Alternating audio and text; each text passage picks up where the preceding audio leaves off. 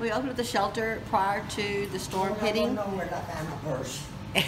It's okay. And anyway, and so because we were a Red Cross shelter, we had a contract signed.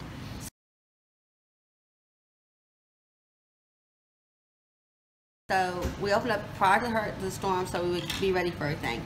And we started calling for cots for bedding to put in our gym. And we called and called and called. And first we didn't have any families coming. Then we had the first family come. Another family came. And then all of a sudden, bam, everybody started coming. And we were like, we don't have cots yet. Cots are coming. We've been told the Red Cross should be on the way. They're coming. From the Red Cross? Yeah, they're on the way from the Red Cross. Hours would go by. It took 2 days, and finally, I said, we don't need food. Don't worry about that. We just need beds. We've taken care of everything else. Okay, well they're coming. They're on a truck coming. Well, then we heard they were in Mauriceville. We're stuck in Mauriceville because the floods were coming. And then finally, a truck pulled up, and we had 23 cots. Is all we got, and a little blanket for each cot. And we're like, okay, well, we're gonna need more than this. So people kept coming and coming and coming. And we didn't have a place for them. And then finally they came again in the middle of the storm. They did come again. They brought us 30 more cots. But the cots were wrong. Some of the cots, you have to assemble them. They had the wrong part, so they didn't work. Oh, jeez. So we didn't have as many cots as they thought we had. So that's what we ended up with. So you thought you had 50, but you still had 20 something. Yeah, we ended up having like 30, 40 maybe cots total. How many cots could fit in there? I know there was a lot. Oh, a lot. We only took up maybe a third of our gym. Yeah. So by that time we gave up on Red Cross, and we asked for private individuals, and people came and brought us air mattresses and stuff like that. But we ended up having to put people in our church to sleep on the pews because we had no beds for them. And we never ever got anything from Red Cross again. And now we're waiting for cleaning kits. Yeah. Because we're supposed to be getting cleaning kits from them for everybody. And a lady from Red Cross came yesterday, and they brought us some water. And asked for cleaning kits. She goes, oh, we're out. We don't have any cleaning kits. So that's where we're at. We kind of gave up on Red Cross. And then the meals, from what I've seen, y'all see on Facebook, the meals. Y'all seen the Red Cross meals? We had a Red Cross meal yesterday. Well, they had one that had a piece of meat and like some carrots, and that's it. And now people are showing like the meals that individuals are providing. Yeah. Like big old jambalaya, red beans and rice, big old a meal compared to the little Red Cross meal. Right. I don't understand it because it's not even. Yeah. It's not enough to sustain. I mean, it really had a half a beef patty on it and some carrots. That's it. Wow.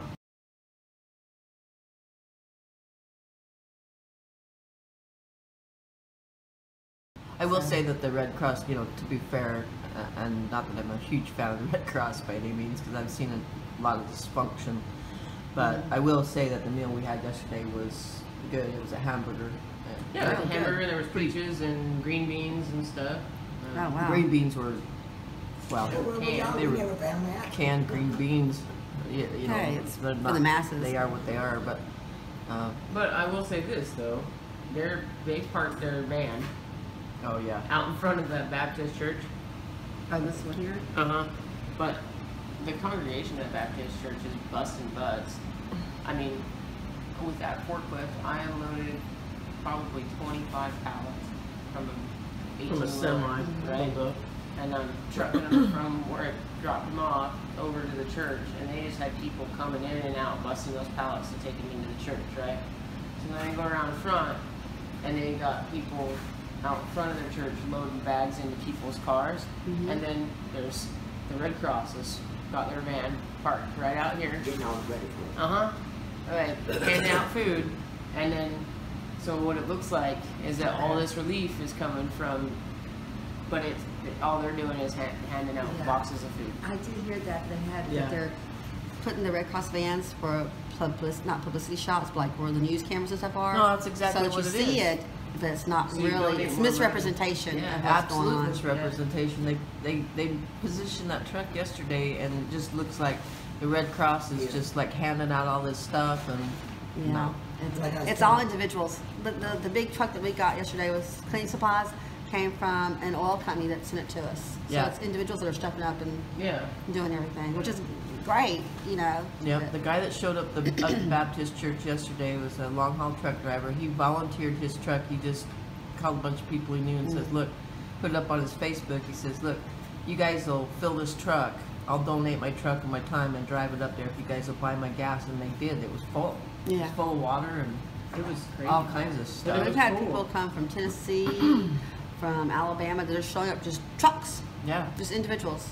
Yeah. Because if that was it, before when we were waiting on Red Cross, it never came. Yeah. When we were sheltered, we had just trucks just coming up, and we just unload truck after truck after truck after truck Yeah. with stuff. But people just come in to help, which is Awesome. yeah, it's been a Well, they blessing. made But, some- We saw the 18-wheelers, and my grandson, my oldest grandson, got us out of town. He drove us out, and we did not drive over the Nature's River. We drove through the Nature's River. I mean, we would get behind trucks and that were allowed to go through, and boats. And And they he would split get up in the their water. way. Yeah, we'd get up in their way, and then we could get it on through. But we were passing car after car. You could just see just the top of it. Amanda came out, daughter started screaming and hollering. She didn't want to die. She rolled down the window of the car. I was in the back of the van. She was in the front. I could see she was panicking. So I climbed over. Everybody in the back of the truck got up and sat on the console and held my daughter's hand while she screamed and cried. And my grandson is driving through this water. Don't drown, turn around. Forget that. That didn't happen. Right. It didn't Yeah. happen. Can't turn around. Don't drown, turn You're already around. in it. yeah, that's why you got to We keep went through going. it, Yeah. but I was so proud of him. I mean, he maintained control back there, and then on the side of the road there'd be like some cops and some roadblocks and stuff. And I guess, this is just a guess, is that they saw the name of the van, First Methodist Church, and we got on through. That we would not have made it through. And my daddy was coordinator of civil defense back when I was a kid and had civil defense, and he said never go through the water. You know, climb a tree and wait. All right. Well, there weren't no trees. We was Interstate 10, so Christian just kept going. Man, the case screaming. There's some old lady, I don't know who she was, one of her grandsons. She got my chair at the church. She was sitting back there like, you know. She was in a and- wheelchair. Yeah, so we all got out, but that thing don't drown, turn around. That didn't work. That we couldn't go backwards. We couldn't go forwards. We had no business getting there, but we had to get through. So that's what we did. That's how we got out. Well, I'll tell you from the stories I've heard, you know, like we were watching the newscast last night, the mayor of Port Arthur, and this news guy was asking him, what's your advice if people are ever in a situation like this? And his exact words were, listen to your elected officials. And I'm like, yeah, like those people in Houston did when they told them not to evacuate. I just am of the firm opinion you got to use your brain Yeah. and do what. Anyways, Well, here in Fire, they told us not to evacuate. They told us Yeah. to shelter in place, not to evacuate Yeah, until it was too late. They Yeah. said, don't evacuate, shelter in place. And the water rose, and we were all trapped because at that point Yeah. you couldn't get out. You guys yeah, were you guys were completely Yeah. cut off. Because Yeah. we were looking how to get in here, and the night we came in, there was only one road that we could get here on. And so, Yeah. coming one down route. through Jasper, you had to come down to Jasper and then to Buna. Is that how you say it? Buna. And then instead of taking the 96 this way, you had to come the 62 down to Mhm. 12 and Mhm. come over. And that was because Highway 12 had the of all of it to get in. Highway 12 had the lowest amount of water Yeah, to get Yeah. in. it was bad.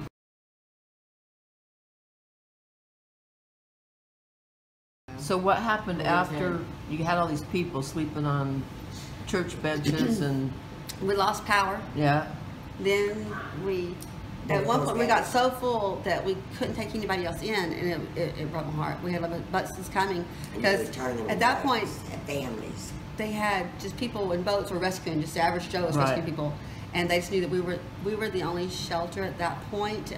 We were the first shelter to open up, and we were like the only shelter for a long time. mm-hmm. And then others started opening up at the height of it when it got real bad. But people were coming and just dropping them off in our parking lot because we were the only dry spot and leaving. So we had these people who just had lost it. They were coming in boats with just shorts on, no clothes. 87-year-old women, cold, wet, in a boat. You can't turn away. Right. So we kept taking people after people, and we had almost 200 people. Something like that. Yeah, and then we lost power. And we were making do, no power. We were eating, cold raviolis. Mm-hmm.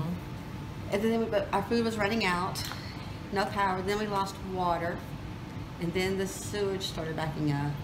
And at that point is when they opened up the dam, the gates of the dam, and that's when we're told, okay, FEMA came by, said mandatory evacuation, and they started evacuating people out to get to the market basket, which was the staging area, to get them to shelters. Yeah. And that's when we closed as a shelter. Officially, we were closed down because people were in danger. It wasn't a good environment. Right. Excuse me. And then our pastor, who'd been there the entire time, didn't leave. He stayed.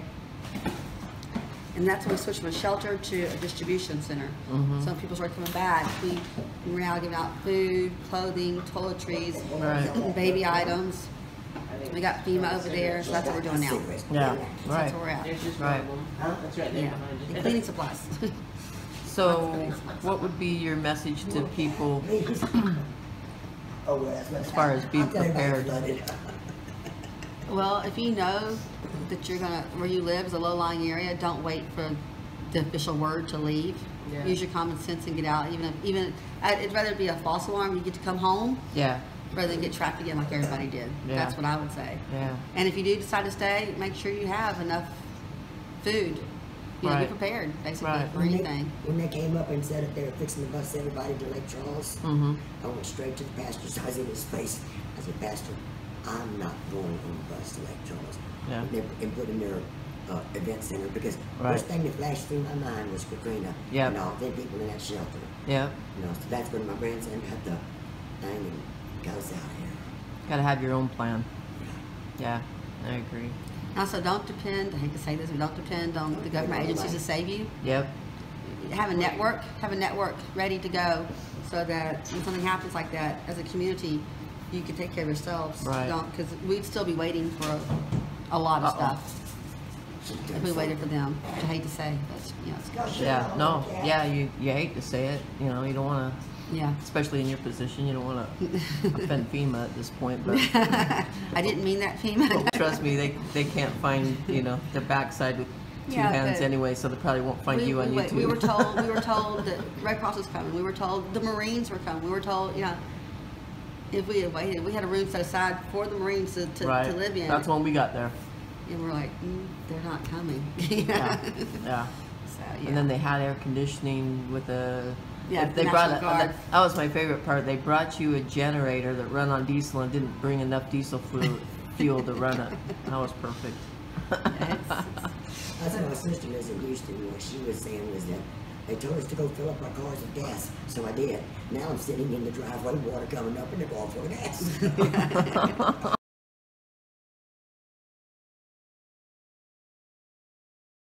Yeah, I had two brother-in-laws in Houston. Their houses went underwater in Houston too. Yeah. He was in Conroe.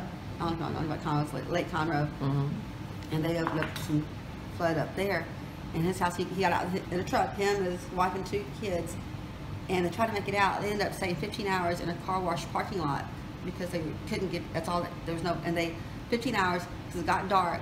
So they slept in the truck. And then in the morning when the lights, they didn't want to be out in the water in the dark. When it got light, they got out of the truck and waded over to the Catholic Church.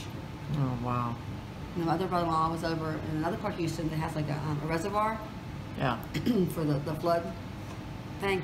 And his house flooded too. So Yeah. everybody flooded. I mean, everybody flooded. Yep.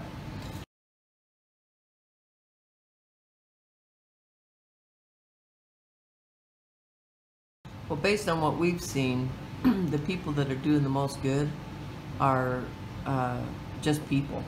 You know, just people loading up stuff and bringing it over, and the church, the partnership between the people and the churches being a great distribution point because it's kind of like the icons of the community where people know to go, and just people bringing supplies and. And But that's how talking we about started. how it's just been individuals helping. There's a kind of a joke going around town that they're going to erect a statue. Have you heard about it? It's a statue. It's going to be called some random ass dude with a boat. Some random ass dude with a boat. Some random ass dude with a boat's going to be the statue that they put up. You know. That'd be awesome.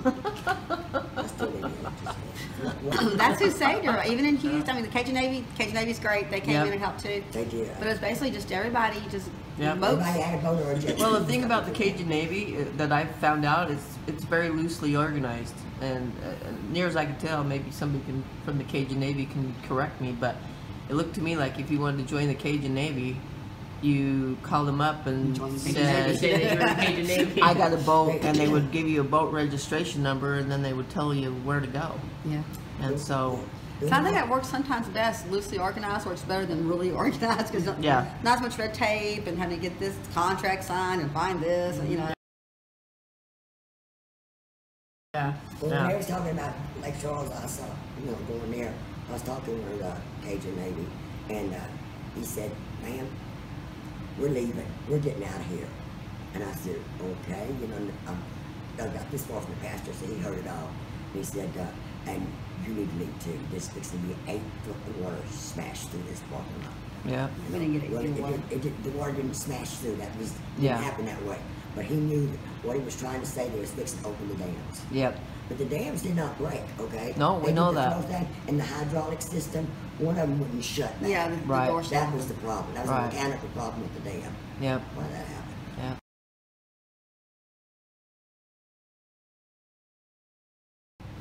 That's what Boy, we there's gonna be heard some too. good fishing up there, I'll tell you that. Yeah. And we're Southeast I saw Texas. good fishing just down on Pine Street. Yes. I had a video of some people that were fishing in their house. They were fishing in their house. We were just driving down there. But I want crawfish. There's got to be some crawfish out there. There's no crawfish out there. I want crawfish. I kid you not, we were driving down Pine, like, we went on Pine, turned on Texas, and we were coming out another road, and I looked over and I saw this big old fish. I was like, Right by the guy's sunken pickup truck. yeah, there's a red cab, and all you can see is the roof of his truck, and they're, I was watching the little schoolers, little school fish, jumping on the side of the road, I was like, well. Yeah, there was one. It was a 2-story house, and they're on the 2nd story, and they're fishing Yeah. into their house, getting fish. It's like, oh my gosh. You gotta do something. Well, at least you got food.